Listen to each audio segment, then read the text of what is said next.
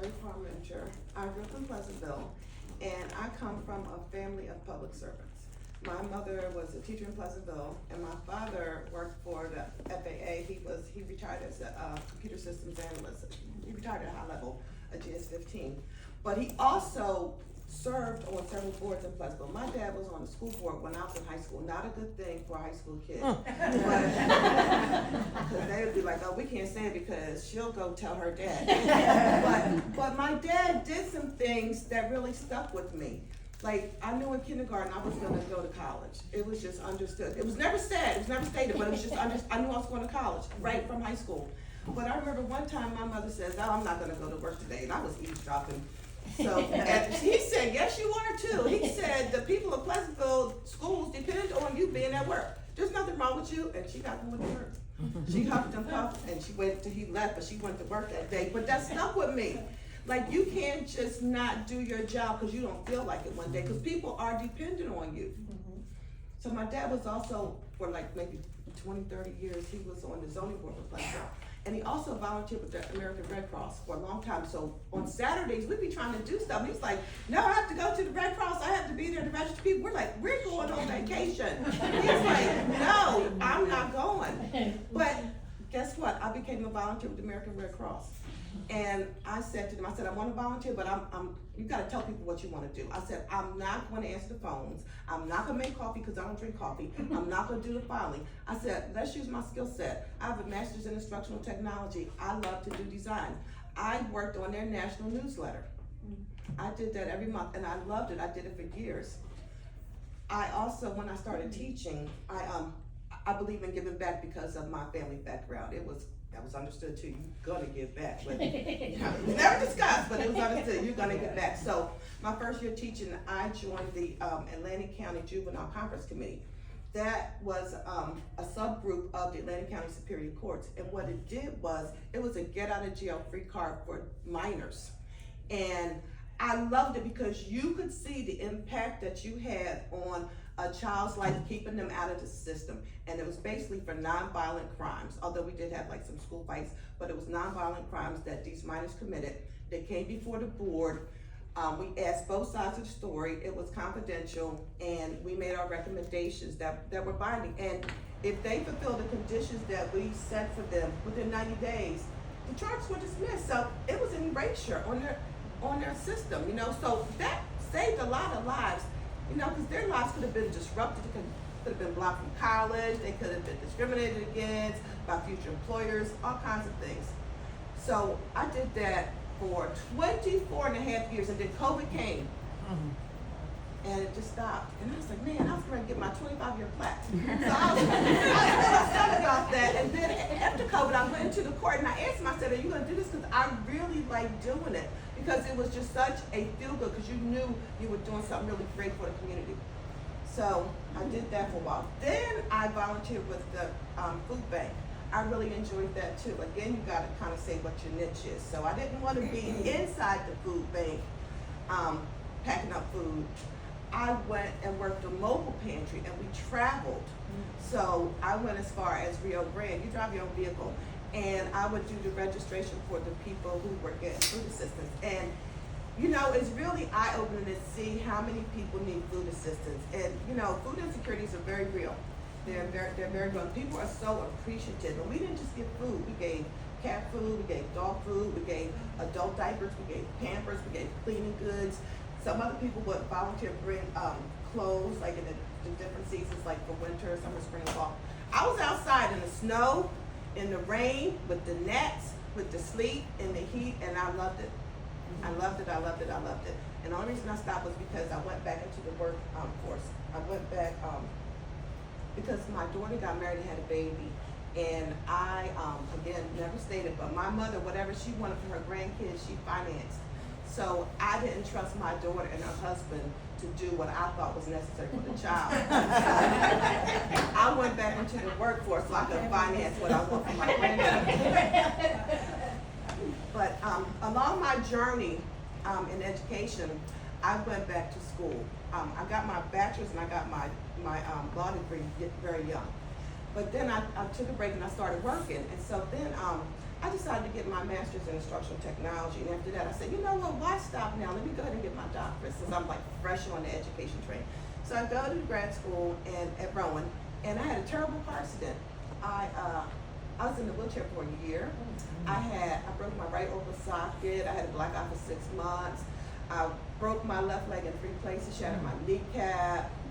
I looked really, really, really bad. But guess what? I still went to Rowan. I had to catch Access, New Jersey Link Access, and they picked me up and they took me to Rowan, and I felt like I was like a little short bus. One time I got locked in the building because I was in the bathroom. They didn't see any feet when they brought me because I was in a wheelchair. And I called up security. I said, I'm locked in this building. They're like, what? I said, if you come open the door, you'll see me. So I was there. But anyway, after I had my bad car accident, my friends from my undergraduate, they contacted me and they were like, do you need anything? Do you need anything? Do you need anything? And I was like, yeah, I want a book. I really like to read.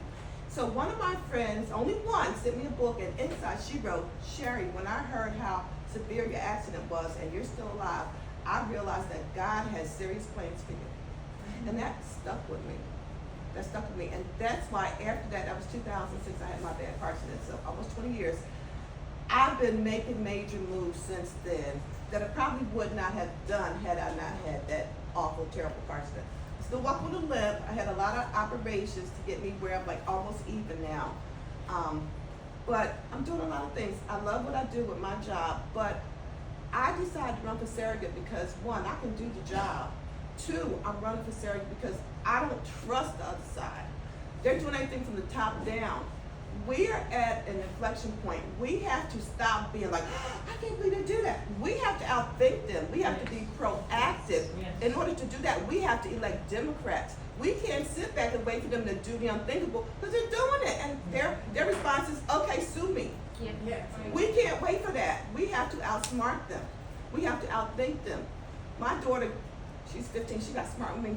And then she's gonna come to me and ask me to help her figure something out. I was like, no. I said, no. I said, you can never outthink me. We have to outthink them. We have to do it now. We can't wait. We can't wait another day. We can't wait another minute. We have to do it now because if we don't, the things that we take for granted, they're gonna be gone. And the things that we haven't thought about but we take for granted, they're gonna be gone. Let me give you an example. Top down, everybody's following top down without any reaction to it. What if top says only people with money can have a will? Only people that's at the millionaire status can decide what to do with their property. Top down, they're gonna do it. If we're in power, we know that's never gonna happen because we're not gonna do that. We do things that are for the people and that are right for people. We have a moral and ethical compass. They do top down with stuff that just comes off the top of the head.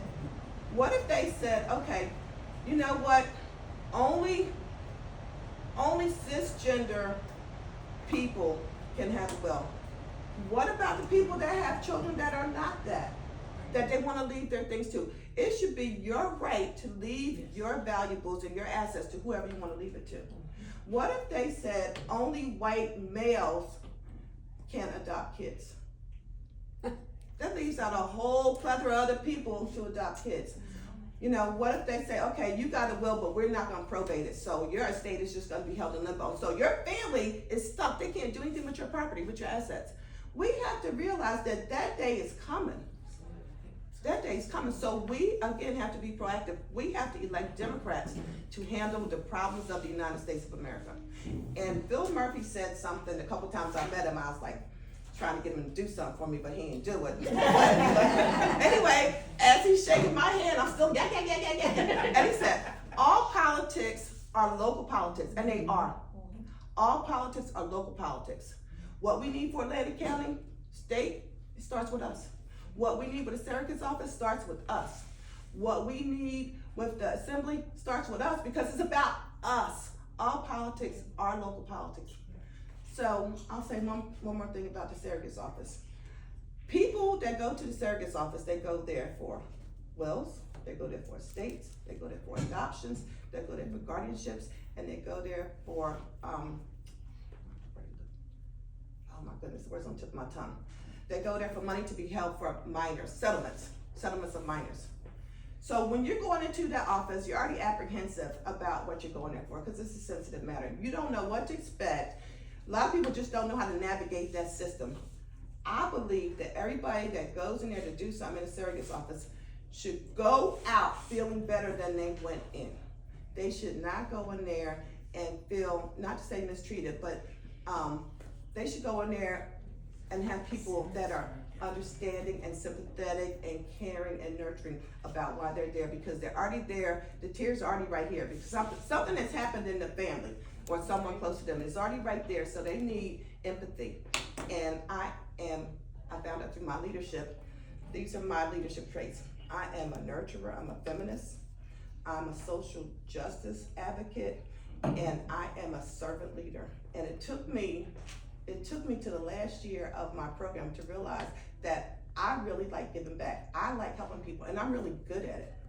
When I was in my doc program, because I was so injured, I spent an extra semester or two there, and I took a lot of classes in higher ed administration.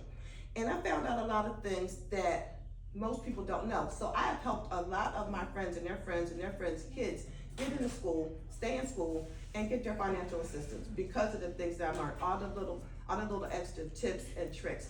And I say that to say to you, I am a resourceful person. I enjoy helping people. I'm very, very good at it. And I like to keep on helping people. And I think we need more people who enjoy giving back. And that is my background of, being into a give back position. I also have brought a few things with me. I designed these buttons. I got the idea from Maureen. She had this beautiful button. I said, Maureen, what is that? She said, one of my friends did it. And I said, what do you think? And she said, yeah. So anyway, I designed this big one, elect more women. We need more women. We need more women. So I brought enough. I think I have enough. Well, I don't know, but I have some. I'm gonna pass this out. Lastly, I'm gonna say this. It used to be that being a good civic-minded citizen meant that when you voted every election. Now you gotta do a little bit more. I've been doing a little bit more for about the last 10, 15 years. I've been involved with the political side, but being on the backside helping. I have phone banked, I have knocked on doors, I've canvassed, I have designed things, I've done flyers for the Atlanta County Democratic Committee, I've done a lot of stuff. I have donated. We have to donate. A lot of times people think, oh, well, they got money. No, they don't. No, they don't. It takes money to finance these campaigns. It doesn't have to be a lot. Barack Obama won with grassroots of $1 and $2 donations. We have to not just fundraise, but we have to donate. So I started donating about 10, 15 years ago, and people think, okay, well, I'm only gonna donate to her because she's in my district. You gotta donate outside that because you got that butterfly effect coming across the country. I've donated to people in California and not in Texas, but I've donated across the country because I know that congressperson who might be in Louisiana is gonna propose something that's gonna become federal law that's gonna help me in New Jersey. So really think about it. I'm not asking you to give me $1 million, but I am asking you to really consider donating to whoever your candidates are or your party. Consider donating. You don't necessarily have to make it a continuing one because you might forget and think like, where's my money? But seriously, think about every time there is a political race, think about donating because we need the money to support the candidates. And with that, I would like to tell you that I humbly request your support on Election Day. Thank you so much.